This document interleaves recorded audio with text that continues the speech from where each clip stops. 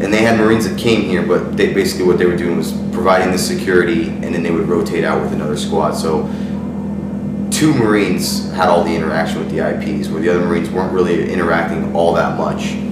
And then second, we had Azazia, which had just been built up by the Iraqis with no support from the Marines. And we were waiting on that to become the defense situation, the fortifications to get better before we put Marines in there 24 hours a day. So let me make sure I understand this. You were saying that 1-6 had just an NCO and an officer who jointly worked with the Iraqi police at Correct. Japan. But the other Marines that were there were just strictly there for security. They weren't interacting. They stood the posts. They stood the posts on the building. Okay. And at this time right now, the security is not being conducted by Marines here, or is the security? I'm talking about presently. Presently, all of the security, all the posts are stood by Iraqis. I have 1 Marine on the rooftop whose mission is similar to the augmentation team, is train, mentor, and support the Iraqis on post, make sure that all escalations of force have a Marine presence. He basically just roves around from post to post, just checking, making sure the Iraqis are doing the right thing, answering any questions they have. But that's it. Everything else is Iraqi security around my building. Okay. But 7 months earlier, all security was done by the Marines. And It was only 2 Marines who worked directly with. But now we have how many Marines here actually work directly with the IPs? all 10 of us. All 10. Okay. So it's a much different model. Actually, I mean that was kind of a kernel of how it started. Correct. But it's nothing like what it was when you got here. Correct. So maybe 1-6 started it, but really it was what you and Lieutenant Mahika brought with the augmentation team ideas, the cap platoon and whatnot. Yes. That was. Just want to make sure I understand that. Yeah. 1-6. We just basically took it the next step that 1-6 had laid the foundation for us.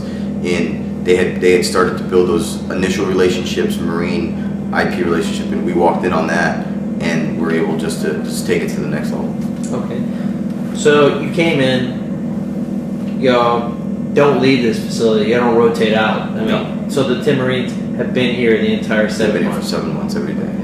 So there hasn't been any that have been replaced. There hasn't been any disciplinary actions with these Marines. Or? No. Unfortunately, I had to let a Marine. I had to get a Marine out of my augmentation team. There was an incident on post. An Iraqi and him got in some sort of verbal argument. There was a struggle over either a piece of serialized gear or something, and the Marine ended up hitting the IP in the face. Within the hour, he was gone. Good Marine. He was one of my best junior Marines. But that personality thing, like I said before, comes into play. And in order to show the IPs that we're here for them, we had to let that Marine go, and he was moved to a different unit. Okay, but that was kind of a rarity. Yes. All the other augmentation teams. That's the one problem that we've had. That was the sole issue. So I guess 1 incident out of 7 other augmentation teams. You said there's 6 total. 6 total. I guess that's 60 Marines. So only 1 disciplinary action in 7 months. I guess that's pretty good. It's a pretty good record. And everything was for the Iraqis, so the Marine was sent away. The Iraqis, okay. Correct. And he was sent away because the Iraqis asked us to send him away. Okay. And I understand that you were subordinate to the Iraqis, or vice versa. Who's in charge of the station here? The station chief is in charge of the station. Who's station chief here anyway? His name is Lieutenant Colonel Haddam. Okay. The station chief is in charge of the station, and that's what we're struggling to do right now. Is we're trying to put the Iraqi face on everything. In reality, whatever I say goes here. But that's not. We don't want to force that. We don't want that to be the perception that the people see every day. So I go to him for counseling. It's cooperative. I ask him his ideas. He asks me my ideas. When problems occur, I ask him what his course of action is planned. If I agree with it, he goes. If I don't agree with it, I try to suggest things tactfully and get him to see that way of thinking, and it seems to work. Okay. Well, I appreciate the background. Actually, it's important that we understand that because, like I said, 50 years, 100 years from now, there's going to be a lot about the war that just people aren't going to know. So I definitely wanted to get that. I guess we'll start with you first deployed out here April 28th, 2007, was it? Correct. Okay. Well, during that first month, you said you came out here and there was the company was at 17th Street, Sabotage, and Jamaica was here and Azazia was opening up. What were some of your initial challenges? I understand the Iraqi police, the IPs, weren't being paid at that time. Yeah, the police had not been paid for 2 months prior to us coming, and weren't paid for 2 months into when we got here. Obviously, they have a vested interest in this.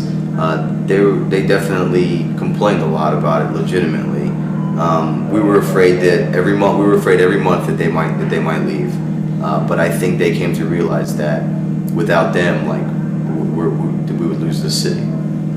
So I think they just buckled down, and working for no pay for 4 or 5 months, like it's a pretty good deal. I guess that's a real challenge. I mean, you have to. Sometimes Marines are upset and they don't want to do something. You have to convince them it's in their interest. However, they're being paid, and Right. these people are not being paid. Yeah, they're absolutely. suffering the same. Absolutely, same and I hardships. mean, they even more than us know the reality of what will happen if the terrorist comes back. You don't need to tell them about that. But like any organization, they need support. They need optimistic outlook, and they basically just need to be complimented and told like, hey, we need you guys. And that builds that self-confidence as an organization. Okay. You were saying that when you first got here, you focused on things like sewer and trash and electricity, but I assume it was a bit more complicated than just going out and pointing these things out to the Iraqis. I assume there was a lot of paperwork and plans you had to put in effect. I mean, how'd you get things like that fixed? Well, the Lehman Company approached this infrastructural problems. The acronym that we used was SWET-M: sewer, water, electricity, trash, education, and medical. Those were all the basic. That was something Lima came up with, right? Or Legitimately, I do not know if that was something that maybe came down from battalion, or if that was a Lima instituted idea. Okay. Possibly even brigade. I don't know. But that's the way we approached everything. Those are the basic needs of the people to get them on their feet. Now, solving a problem, it takes a lot of work.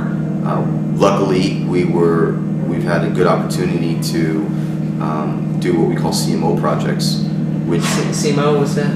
I don't know what the Okay, acronym just stands acronym. for. But basically, what it is it's contract money allotted to us from MEF, from brigade. And what we do is we can go out, we can find contractors to fix. I'm sorry. What was MEF? What's MEF stand for?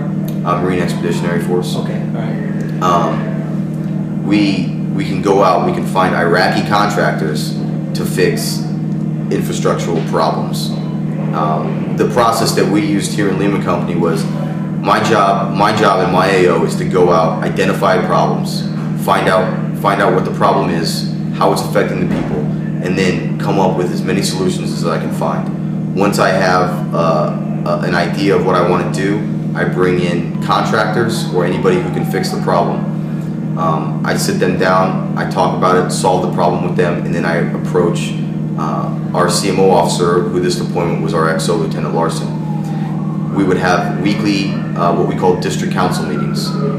During those weekly meetings, he would listen to me about all the problems that I found and found solutions for in my AO, along with my district council representative and my